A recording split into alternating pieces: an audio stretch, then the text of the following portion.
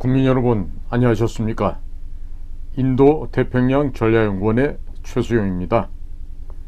오늘 새롭게 마련한 유튜브 채널 인도 태평양 전략연구원 채널을 통해서 국민 여러분들께 인사를 드리게 됩니다. 해도 바뀌고 또 여러가지 상황들이 미묘하게 돌아가고 있어서 기존에 하던 공작권 TV 그레이트 게임을 운영을 하면서도 또한 새로운 유튜브 채널 인도태평양 전략연구원 인도태평양 전략연구원이라는 이름의 새로운 유튜브 채널을 개설했습니다. 앞으로 이 방송에도 많은 관심들을 가져주시고 제가 이렇게 새롭게 유튜브 채널을 개설하게 되는 것을 좀 양해해 주시기를 부탁을 드립니다. 다른 이유가 아닙니다. 이 채널이 폭파될 것을 대비해서 그래서 지금 해도 2024년으로 바뀌고 해서 새로운 채널을 통해서 여러분들과 함께 하는 시간을 만들고자 합니다. 지난해 2023년 한 해 동안도 전국에서 저희 자유민주당을 지지해 주시고 응원해 주셔서 모든 분들께 감사의 말씀을 전해 올립니다. 올 한 해도 모든 우리 국민 여러분들이 가정에 평화와 행복이 가득하시기를 기원합니다. 새해 복 많이 받으십시오. 올해는 1917년 러시아 볼셰비키 혁명으로부터 시작된 공산 제국주의와의 전쟁에 종지부를 찍는 한 해가 되었으면 좋겠습니다. 또 국회 개혁 운동의 원년이 되었으면 좋겠습니다. 1917년 볼셰비키 혁명으로 탄생한 레닌 정부는 대한민국 임시정부 인사들에게 거액의 자금을 지원하면서 공산주의 확산에 가담할 것을 요구하였고, 이 과정에서 레닌이 지원한 거액의 정치 자금을 서로 차지하기 위해서 두 차례에 걸쳐서 국제공산당 자금 탈취 사건이 벌어졌습니다. 그리고 레닌은 민족운동을 말살하기 위해서 3,500여 명의 대한 독립군단을 러시아의 스보보드니시로 유인을 하여 제거했습니다. 이 사건이 1921년 6월 28일 발생한 자유시 참변이었습니다.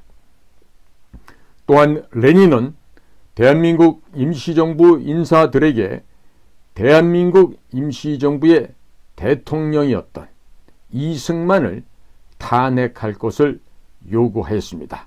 해서 1925년 3월 18일 이승만 대통령은 대한민국 임시정부에서 탄핵을 당하고 면직되었습니다. 그 이후 대한민국 임시정부는 소비에트식 내각 책임제로 개헌을 하였고, 우리가 잘 아는 김구 선생이 주석에 임명되었습니다. 대한민국 임시정부 인사들 가운데 일부는 북한 지역으로 들어가서 소련군 대위 출신인 김성주와 함께 소련의 위성단체인 조선민주주의 인민공화국을 만들었고, 박헌영 등 일부 인사들은 남한 지역으로 몰래 잠입해 들어와서 남조선 노동당을 만들었습니다. 소련과 북한의 지령을 받은 남조선 노동당, 즉 남노당의 당수 박헌영은 남한 지역에서 자유민주주의 국가가 탄생하는 것을 막기 위해서 거대한 공작을 펼칩니다. 그래서 그 공작을 이룩하기 위한 하나의 방편을 세웠는데, 그것이 바로 위조 지폐를 만들어서 공작 자금으로 사용을 하다가 적발이 되었습니다. 이것이 1946년에 발생한 조선 정판사 사건입니다. 박헌영이 체포될 위기에 처하게 되자 박헌영은 조선 노동조합 전국평의회, 일명 전평을 동원하여 1946년 9월 전국 총파업을 일으켰습니다. 10월에는 대구에서 대규모 폭동을 일으켰습니다. 민노총은 이를 기념하기 위해서 매년 9월과 10월이 되면 전국에서 대규모 집회를 개최하고 있습니다. 남노당은 대구 10월 폭동 당시에도 정부에서 쌀을 나눠준다고 했다라고 거짓 선전선동을 하여 사람들을 끌어모았습니다.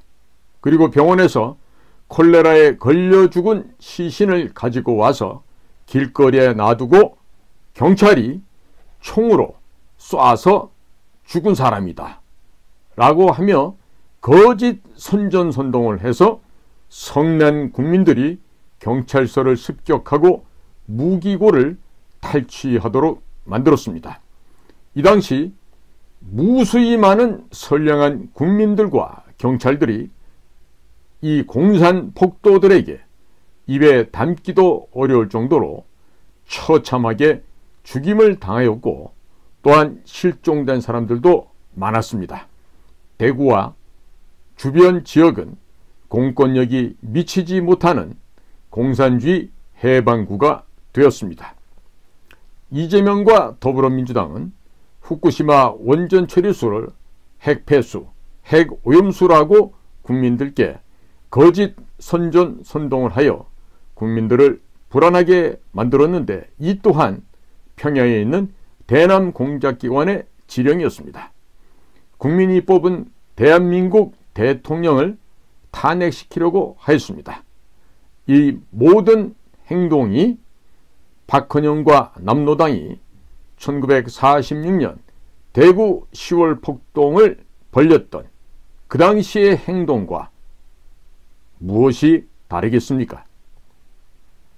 북한과 소련의 지령을 받은 남노당 제주도 지부는 1948년 5월 10일 자유총선거를 막기 위해서 제주도에서 1948년 4월 3일 김달삼이란 자가 주동이 되어 제주 4.3 민중폭동을 일으켰습니다. 제주도의 무고한 양민과 군인 및 경찰을 학살하였습니다. 주동자였던 김달삼은 투표용지 수만 장을 탈취하여 북한으로 도주하였습니다. 제주에서 발생한 4.3 사건을 진압하기 위하여 여수 순천에 주둔하고 있었던 국군 제14연대에게 이를 진압하라는 출동 명령을 내리게 됩니다. 이에 국군 14연대 속에 숨어있던 남노당 출신의 공산 세력들이 반란을 10월 19일 날 일으키게 되는데, 이 사건이 바로 여수 순천 반란 사건, 좀 더 다시 말하면 여수 순천 국군 제14연대 반란 사건인 것입니다. 남노당의 각종 테러, 요인 암살 시도 등 각종의 방해 공작에도 불구하고 1948년 8월 15일 자유민주주의 국가인 대한민국이 건국이 되었습니다. 대한민국이 건국이 되자 소련, 중국, 북한으로 이어지는 국제 공산주의 세력은 1950년 6월 25일 대한민국을 침략하면서 6.25가 발발하게 되었습니다. 6.25는 동족 상잔의 비극이 결코 아닙니다. 6.25는 인류 최초의 사상전쟁이고 체제전쟁이었으며 자유를 수호하기 위한 자유의 성전이었습니다. 1960년 4.19로 인해서 이승만 대통령이 하야를 하자 전국에서 숨어 지내던 남로당 빨갱이들이 체제 전복을 위해서 전국에서 시위를 벌였습니다.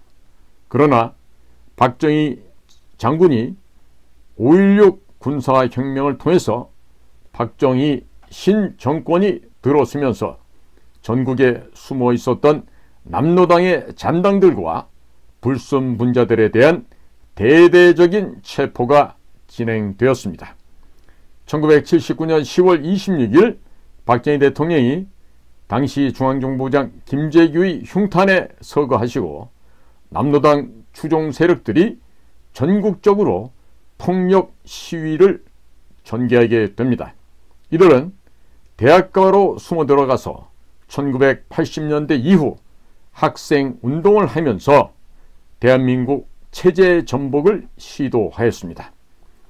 박정희 정권 이후부터 현재까지 자유민주주의가 정착되고 인권이 보장되는 나라를 만들기 위한 노력, 즉 순수한 의미에서 민주화 운동도 있었던 반면 남로당을 계승한 불순 분자들에 의한 체제 전복 시도가 민주화 운동으로 둔갑이 되어 국민들에게 소개된 사례들도 많이 있었습니다. 이 모든 것들이 1987년 이후에 전개된 가짜 민주화 운동이라는 것을 이제 국민들께서도 용어 혼란, 혼동 전술에 속아 넘어가지 마시기 바랍니다. 대한민국의 민주화는 1948년 8월 15일 대한민국이 건국되는 날부터 이미 자유화, 민주화는 달성이 되었던 자유민주주의 공화국입니다. 그것이 바로 대한민국이었습니다. 앞으로 우리 국민들께서는 순수한 의미의 진짜 민주화 운동과 민주화 운동으로 포장된 체제 전복 세력들에 의한 반대한민국 체제 전복 운동을 제대로 잘 분간하셔야 할 것입니다. 과거에는 소련이 북한에 지령을 내리고 대한민국을 전복시키려고 했다라면 소련이 없어진 현재는 중국 공산당이 대한민국 내부의 좌익 세력 및 중국인들을 활용하여 대한민국의 여론을 조작을 하고 선거 결과를 바꾸려는 시도를 은밀하게 진행하고 있습니다. 또 대한민국에서 중국 공산당의 만행을 폭로하는 미국에서 창설되고 미국인들에 의해서 조직된 미국 예술공연단 션윈 공연단의 공연을 막기 위해서 중국 대사관이 KBS에 공문을 보내요. 이 공문은 인장도 없는 대사관 직인도 없는 공문입니다. 이런 거짓 공문을 보내서 공연을 취소시키게 하는 등 대한민국 내정에 깊숙하게 개입하고 있습니다. 대한민국의 최고 엘리트 교육기관이라고 하는 서울대학교는 건국 대통령 이승만 대통령의 동상은 없습니다마는 시진핑의 기념관이 있는데 이것은 대한민국의 엘리트들이라고 하는 서울대학교조차 모두 중국 공산당이 장악했다는 자신감의 표현, 자신감의 발로라고 볼 수 있겠습니다. 우리 국민들은 이를 모두 부끄럽게 생각하고 있습니다. 윤석열 정부와 서울대학교는 시진핑 기념관을 철거하고 이승만 건국 대통령 기념관을 설치하는 것이 바람직하겠습니다.